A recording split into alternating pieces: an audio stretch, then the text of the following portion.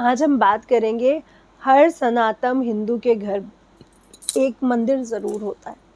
हम लोग अपने घर में ज़रूर मंदिर बनाते हैं और सुबह शाम प्रेयर या पूजा करते हैं। एग्री? लेकिन हमारे घर के मंदिर में ऐसी छोटी-छोटी गलतियाँ हम रोज़ कर रहे होते हैं, जो हमारे लिए कष्ट का कारण बन जाती हैं। जबकि हमारे पूर्वजों द्वारा, दादा-दादी द्वारा, नाना-नानी द्वारा, घर के बड़ों द्वारा, मम्मी-पापा के द्वारा, माता-पिता के द्वारा हमें बहुत सी बातें समझाई जाती हैं, पर फिर भी हमसे ये भूल-चूक हो जाती है। तो आज हम बात करेंगे ऐसे कष्ट जो बिना कारण आपको मिल रहे हैं, क्योंकि आप इन बातों का ध्यान नहीं रख रहे हैं। तो आइए चलते हैं अपने घर के मंदिर की तरफ और देखते हैं कि क्या हमने ये गलतियां तो नहीं की हुई हैं। तो चलिए, इससे पहले स्किप मत करिएगा, वीडियो को पूरी देखिएगा, बहुत छोटी है और लास्ट में आपको उपाय भी बताने वाली हूँ। तो स्किप ना करें और लास्ट तक देखिए। छोटा सा इंट्रो देने वाली हूँ। मैं हूँ एस्ट्रोलॉजर नितिशा मल्होत्रा और मेरे इस चैनल को सब्सक्राइब करना बिल्कुल ना भूलें, ताकि हर वीडियो का नोटिफिकेशन आपको प्राप्त हो सके, मिल सके। सेकेंड थिंग, जो भी अपने बर्थ चार्ट का पूर्ण एनालिसिस लेना चाहता है, वो हमारे 8933807108 पर अपने बर्थ चार्ट की पूर्ण एनालिसिस व्हाट्सएप द्वारा अपॉइंटमेंट बुक करा के, पेड अपॉइंटमेंट बुक करा के ले सकता है। एक चीज़ और, सभी को जय माँ पितामरा, सभी को राधे राधे और वेलकम भी। चलिए आ जाते हैं अपने टॉपिक पर। हम अपने घर के मंदिर को बहुत ध्यान से देखेंगे। हमारे घर के जो मंदिर में जो मूर्तियाँ होती हैं वो प्राण प्रतिष्ठित नहीं होती है, जबकि जो बाहर मंदिर हैं वो प्राण प्रतिष्ठित मूर्तियाँ होती हैं। तो अपने घर के मंदिर में जो घर का मुखिया होता है, उसके हाथ से बड़ी कोई मूर्ति नहीं होनी चाहिए।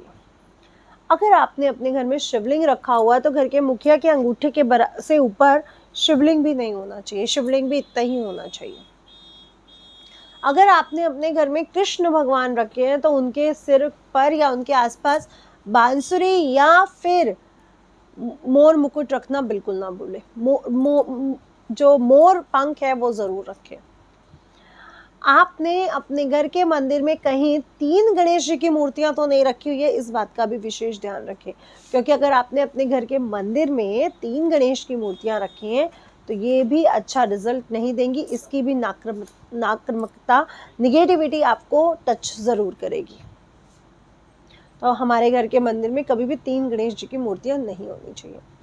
घर के मंदिर में बैठी हुई देवी देवताओं की मूर्तियां लाना शुभ माना गया है। अगर आपने अपने घर के मंदिर में दुर्गा जी की मूर्ति रखी है, तो इस बात का विशेष ध्यान रखें कि उसमें शेर एग्रेसिव, गुस्से वाली मुद्रा में ना हो और उसका मुंह खुला ना हो। इससे भी आपके घर में कलह कलेश का वातावरण बनेगा। तो ऐसे शेर का, दुर्गा जी की मूर्ति लेते समय ऐसे शेर को देखें जो प्रसन्न मुद्रा में हो और उसका मुंह ना खुला हो।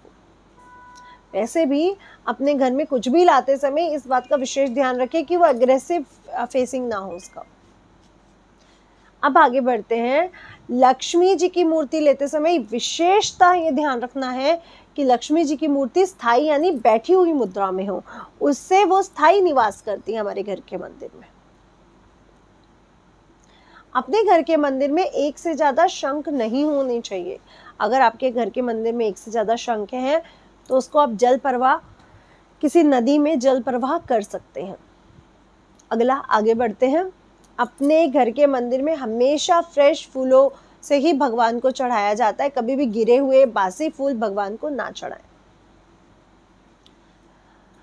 जैसे आप जल स्नान करके अपने आप को शुद्ध करके घर के मंदिर में जाके पूजा करते हो, वैसे ही पूजा करने से पहले भगवान का स्नान, तिलक, वस्त्र है ना, इत्र, जनेऊ, चंदन और उनका भोजन, ये सब करना बिल्कुल ना भूलें।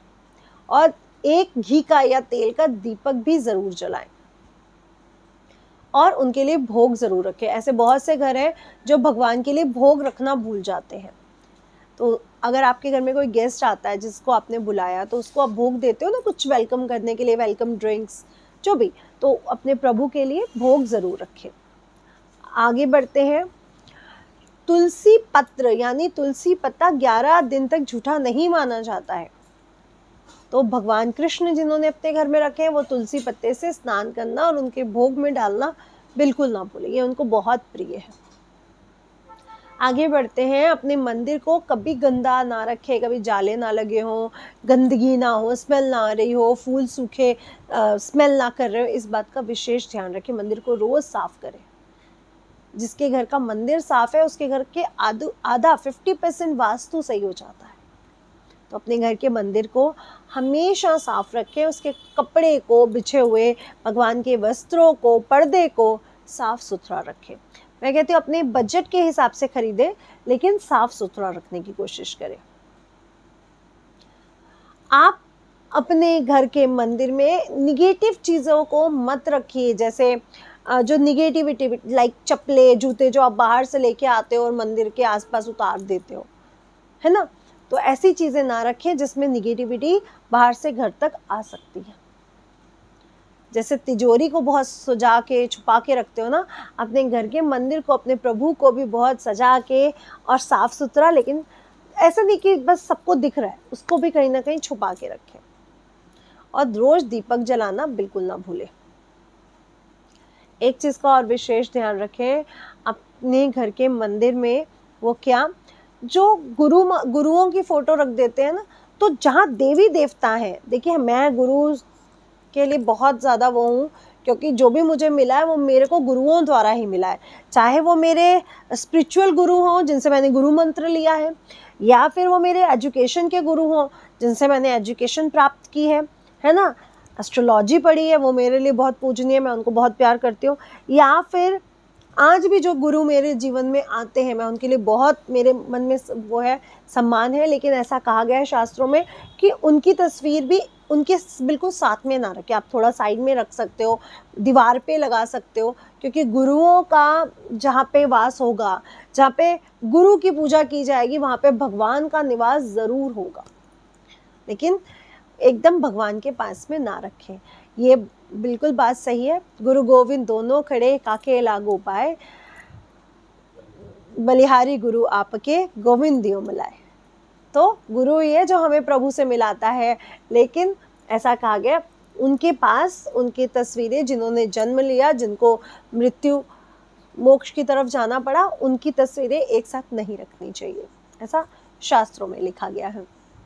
तो अपने गुरु को नमन करते हुए, इन विशेष बातों का ध्यान रखते हुए, और घर की घंटी में, जो मंदिर में जो घंटी बड़ी है, कईयों के घर की घंटी में ना सिर्फ एक स्टिक बनी होती है, ऊपर गरुण देव नहीं बने हैं, तो ये बिल्कुल ना करें। घर की घंटी, जो मंदिर की आप घंटी लेके आते हैं ना आरती के समय, बजाते समय, उसमें गरुण देव की जो छोटी सी ऊपर मूर्ति सी बनी होती है ना, वो ज़रूर होनी चाहिए। तो इन बातों का विशेष ध्यान रखिए। उनको भी तिलक लगाना, स्नान करवाना डेली बिल्कुल ना भूलें, क्योंकि शंख घंटी जिस घर में है, उस घर में कभी निगेटिविटी वास नहीं कर सकती है। और डेली आरती करते समय जो घंटी आप बजाते हैं, उससे आपके घर से निगेटिविटी पूरी तरह निकल जाती है।